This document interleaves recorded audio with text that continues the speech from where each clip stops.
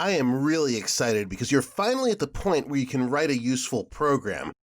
This video is brought to you by Abbey Academy. A program that's used in banks and investment houses all over the world. Now, of course, the program isn't exactly in this form, but the exact same calculations are made in enterprise-level versions of this program. We're going to learn how to get rich with compound interest. This program basically compounds interest over a period of time and shows you how that interest compounds. So we'll start with taking three inputs from the user right here. How much are you going to invest? How many years are you going to invest the money? And what's the annual interest rate input as a decimal? I give you the calculation to compound the interest each month. Remember that the interest rate entered is annual, and we'll compound the interest monthly, so we're going to have to divide it by 12, like it says right here.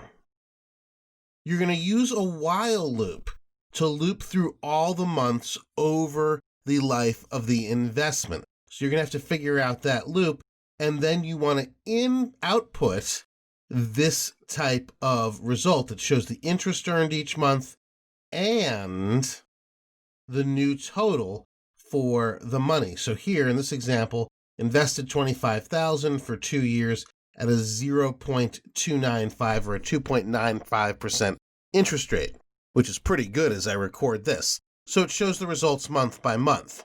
Now, the second part of this, we're going to format that a little better to give results with a $sign and 2 decimal places so it looks like currency.